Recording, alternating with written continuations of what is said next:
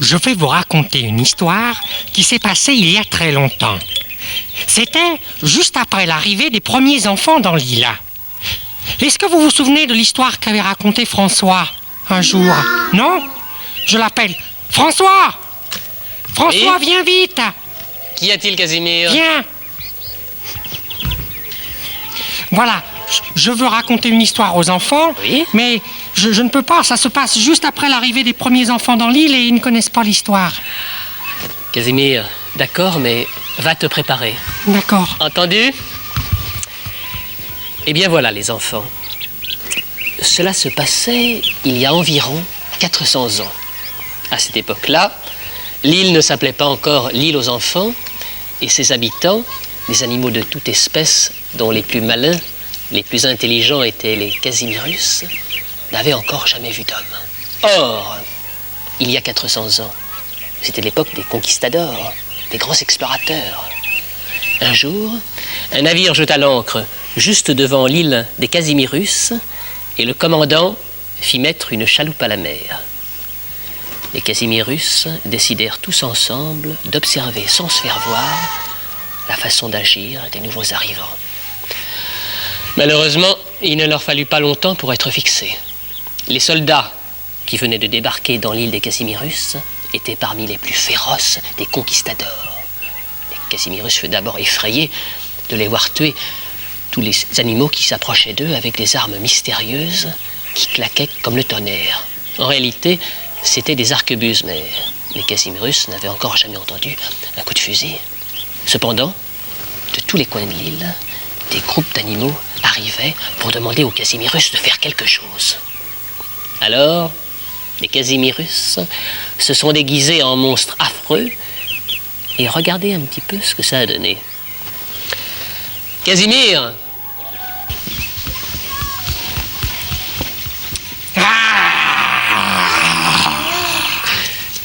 Chez les soldats, ce fut aussitôt la panique.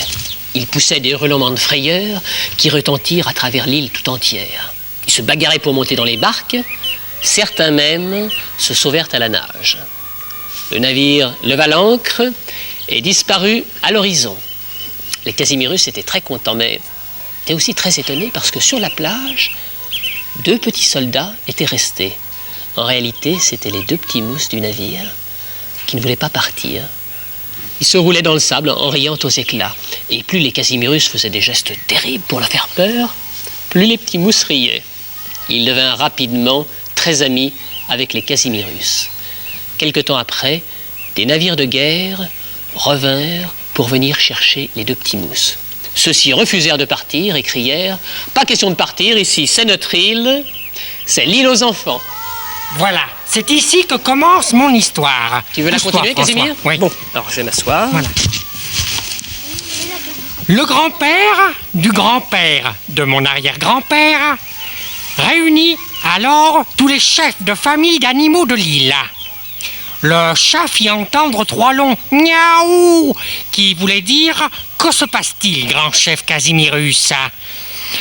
Mon grand-père, le grand-père du grand-père de mon arrière-grand-père plutôt, leur dit alors « Mes amis, je vous ai réunis pour vous annoncer une grande nouvelle.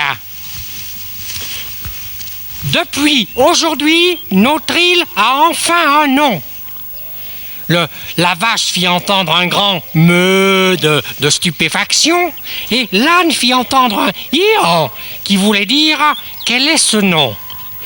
Le grand-père du grand-père de mon arrière-grand-père dit alors à voix très haute pour que tout le monde l'entende, ce nom est l'île aux enfants. Tous les animaux trouvèrent ce nom-là excellent et ils applaudirent et tout le monde cria dans sa langue. Le chat fit entendre des grands miaou, la chouette des ouh, ouh, ouh, le cheval des hi, le lion des grands, etc. Alors, mon grand-père, qui ne comprenait plus rien, leur demanda de se taire dans sa langue.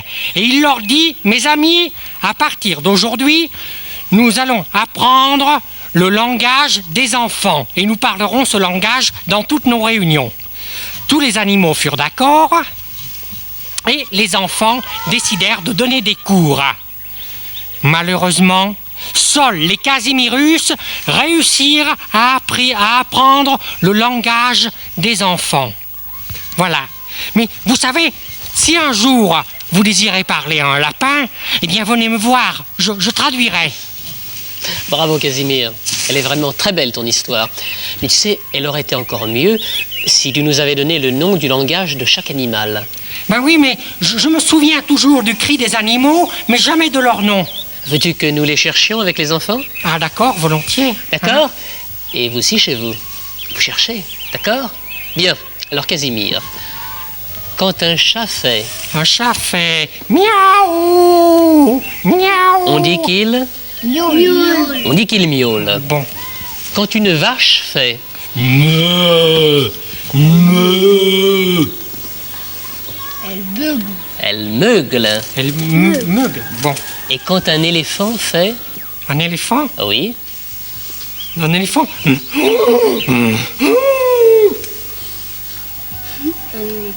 Il... Eh bien, quand un éléphant fait... Comme fait Casimir, un éléphant barille. Maintenant, quand une chouette fait... Ah, une chouette, ça fait... Ouh, ouh, ouh, ouh, ouh, ouh. Connaissez la réponse? Non. Elle hule. Et quand un cheval fait... Un cheval. Eh oui, il hennit. Quand un pigeon fait... Un pigeon, ça fait... Roux, roux, roux, roux, roux. Très bien, il roucoule, il ne glousse pas, il roucoule. Quand un chien... Ouah, ouah. Il aboie. Et quand un lion fait... Un quoi? Un lion. Un lion. Ah. Alors? Il rugit, très bien. Et un petit mouton, quand il fait... Oh. Bé, bé, bé. Très bien, il bêle. Bon, eh bien, tout ça, c'était très facile. Hein? Très facile. Dites, au fait, Casimir, j'y pense. Tu ne nous as pas donné le nom du langage des Casimirus? Le nom du langage des Casimirus? Oh, mais c'est facile, voyons. Tu ne le sais pas, François? Enfin, c'est... Tiens, j'ai oublié.